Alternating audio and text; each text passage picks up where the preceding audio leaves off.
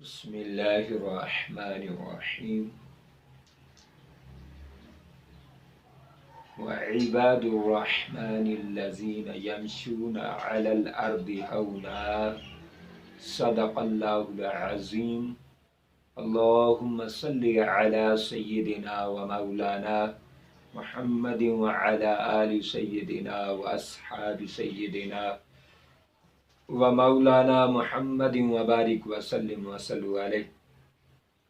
پیارے دوستو، آج کی گفتگو کے لیے میں موضوع سخن جس بات کو بنا رہا ہوں وہ بات حضرت شیخ سعدی شیرازی رحمۃ اللہ تعالی علیہ نے درج فرمائی ہے اپنی مایہ ناز تصنیف گلستان سعدی میں۔ آپ فرماتے ہیں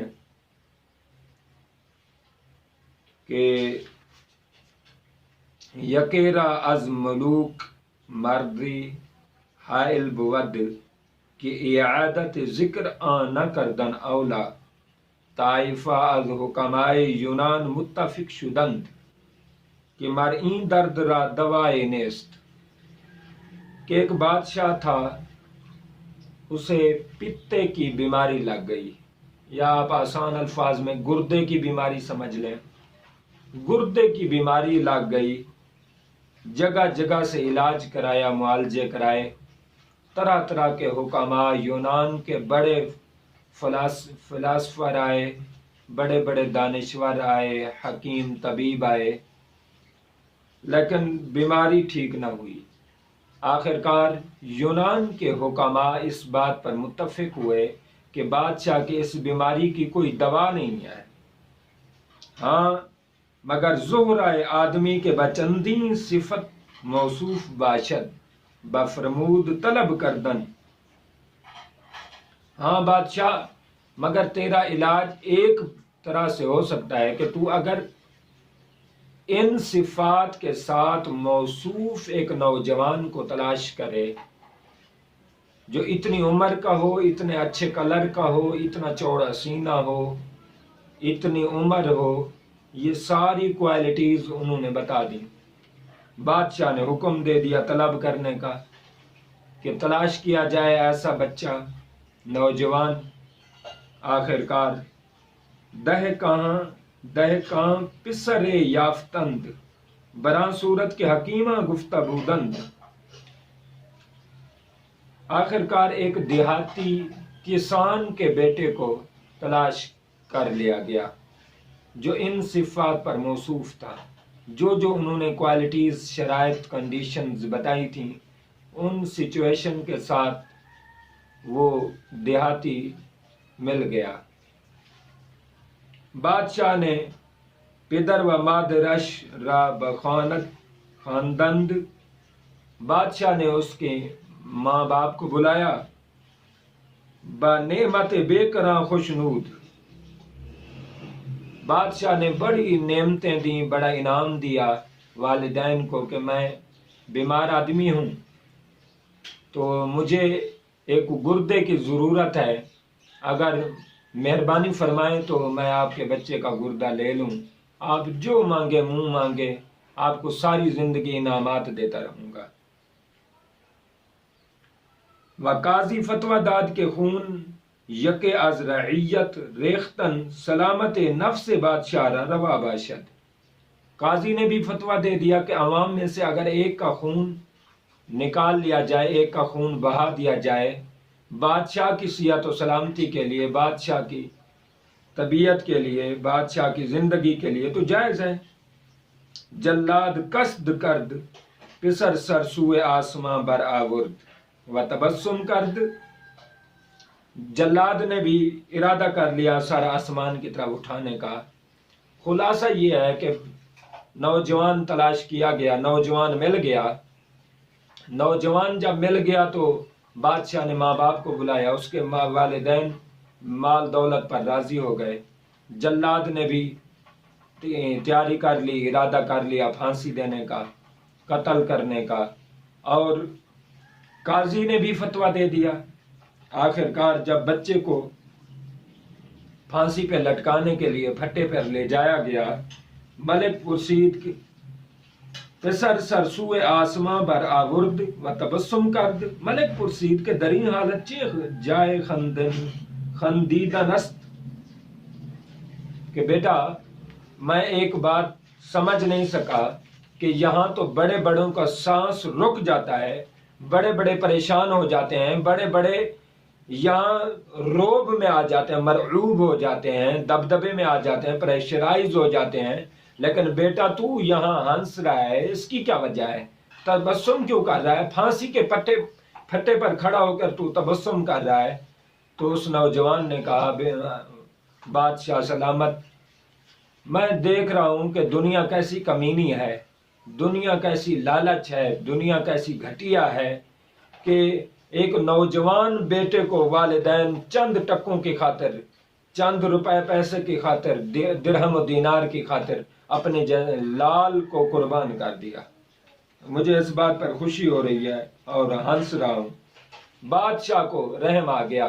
بادشاہ نے کہا جی میں اس نوجوان کا خون نہیں بہاتا، ممکن ہے میں اس کا گردہ نکالوں، مجھے تم لگاؤ گردہ، میں ٹھیک ہو جاؤں، ممکن ہے میں کل مر جاؤں۔ تو زندگی کا کیا اعتماد ہوتا ہے، کیا اعتبار ہوتا ہے؟ کل میں مر جاؤں، میں نوجوان کو بھی مار جاؤں اور میں خود بھی مر جاؤں تو کیا ہو، مجھے کیا ملا، میرے ہاتھ کیا آئے گا؟ لہٰذا میں اس نوجوان نے ابھی زندگی کا میوہ نہیں چکھا، زندگی کی نعمتیں نہیں چکھیں، اور میں نے انعامات، میں نے ساری زندگی گزار لی ہے، اب میں ایک بوڑھا آدمی ہوں، میں ایک نوجوان کو قتل کروں، میں یہ نہیں چاہتا۔ بس حضرت شیخ سعدی رحمۃ اللہ علیہ فرماتے ہیں جب بادشاہ کو احساس ہوا، خیال ہوا اور لحاظ آیا، بادشاہ کو جب خیال آیا اور لحاظ آیا تو لا علاج جو مرض تھی، بادشاہ ٹھیک نہیں ہو رہا تھا، جہاں کہیں سے درد کی دوائیں لی گئیں، میڈیسن لی گئیں، لیکن شفا نہ ملی۔ جب بادشاہ کو رحم آیا، ایک نوجوان کو اس نے بخش دیا، اس نے ایک نوجوان کا خون کا خیال اس نے دل سے نکال دیا، رب نے لا علاج بیماری سے تندرستی عطا کر دی۔ اسی طرح آپ ایک اور حکایت بیان کرتے ہیں، مردم آزار را حکایت کنند کے سنگ برسالہ زد درویش را مجال انتقام نہ بود، کہ ایک لوگوں کو ستانے والے بادشاہ نے ایک نیک اور فقیر درویش کے سر پر پتھر مار دیا۔ اب درویش کی کیا طاقت تھی کہ بادشاہ سے بدلہ لے سکے، انتقام لے سکے؟ اس نے کیا کیا؟ پتھر کو محفوظ کر دیا، جو پتھر اسے لگا تھا وہ پتھر اس نے محفوظ کر دیا۔ ایک دن آیا بادشاہ کو کسی وجہ سے کنویں میں الٹا لٹکا دیا گیا۔ جب وہ کنویں میں لٹکا ہوا تھا تو درویش کو پتا چلا فلاں بادشاہ کنویں میں لٹکا ہوا ہے، تو اس نے وہ پتھر اٹھایا اور بادشاہ کے سر پہ مار دیا۔ بادشاہ نے کہا بھئی تو کون ہے؟ اس نے کہا میں فلاں آدمی ہوں، فلاں دن آپ نے مجھے پتھر مارا تھا، یہ وہی پتھر ہے، میں تمہیں مار رہا ہوں۔ تو پتہ چلتا ہے رب ذوالجلال کی بارگاہ میں جب طاقت آ جائے، طاقت کے نشے میں خود کو خدا نہ سمجھیں۔ طاقت چند دن کی ہوتی ہے، اللہ کی امانت ہوتی ہے۔ اللہ جب چاہتا ہے، جتنے عرصہ چاہتا ہے، جس کے لیے چاہتا ہے، تو وہ مالک کی عطا ہوتی ہے۔ لہذا کبھی بھی اپنی طاقت، حکومت، دبدبہ، روب، سیٹ، منصب، مرتبہ، عہدہ، ان چیزوں پر فخر نہ کریں، غرور نہ کریں، تکبر نہ کریں، کسی پر ظلم نہ کریں۔ خدا کی قسم یہ آج اتنی پاکستان میں ہاسپٹلز بن رہے ہیں، ہاسپٹلز میں شیشے لگ رہے ہیں، ڈاکٹرز کی اتنی مہنگی فیسیں ہیں، پھر بھی کیا ہے، دھڑا دھڑ گاہک آ رہے ہیں، دھڑا دھڑ مریض آ رہے ہیں۔ یہ کیا ہے؟ اتنی بیماریاں کیوں ہو گئی ہیں؟ مجھے تو یہی سمجھ آتی ہے کہ ہم غریبوں کا حق چھیننے لگ گئے ہیں، ہم غریبوں کے حقوق سلب کرنے لگے ہیں، ہم غریبوں کی غمخواری اور ہمدردی اپنے دل سے نکال چکے ہیں، غریبوں کے لیے رحم دلی نکال چکے ہیں، ہم غریبوں کے لیے سانپ بن بیٹھے ہیں۔ حضرت عیسیٰ علیہ السلام کے دور میں ایک دھوبی تھا، مشہور واقعہ ہے، ایک دھوبی تھا، اس نے نئے کپڑے جو ہے امیر لوگوں کو دے دیتا اور پرانے کپڑے غریبوں کو دیتا، غریبوں کے نئے کپڑے چوری کر لیتا۔ غریب تنگ ہوئے، جناب عیسیٰ علیہ السلام کی بارگاہ میں گئے اور شکایت کی کہ جناب عیسیٰ علیہ السلام ہم پر نگاہ کرم فرمائیں، ہمارے لیے دعا کریں، اللہ اسے موت دے دے۔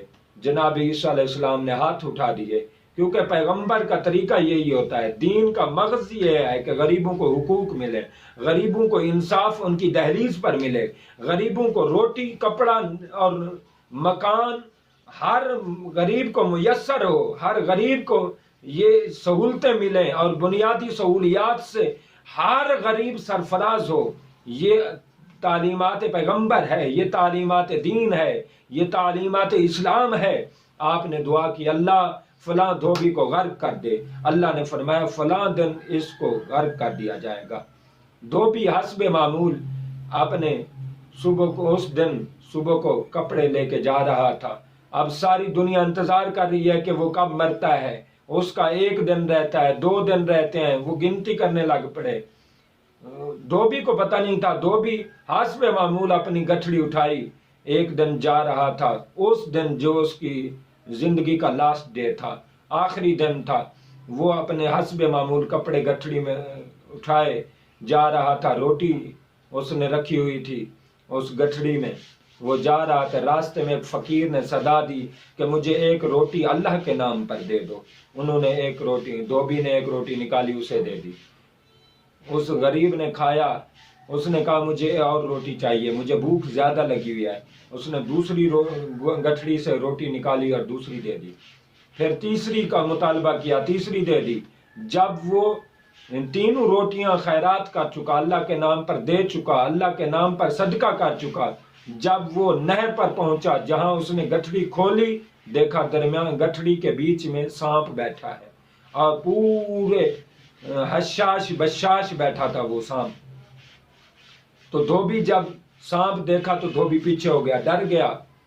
سانپ کو بولنے کی طاقت ہوئی، سانپ نے کہا میں تجھے قتل کرنے کے لیے آیا تھا، میں تجھے ڈسنے کے لیے آیا تھا، کاٹنے کے لیے آیا تھا، تیری زندگی کی شام کرنے کے لیے آیا تھا، لیکن تو نے راستے میں جو صدقہ خیرات کیا، تو نے اللہ کے نام پر خرچ کیا، تو نے ایک غریب کی مدد کی، ایک فقیر کی مدد کی، رب نے میری طرف پیغام بھیجا کہ سانپ اسے اب قتل نہیں کرنا، یہ میرے نام پر اتنا خرچ کر چکا ہے، لہٰذا اس کی زندگی کی حفاظت میں خود کروں گا۔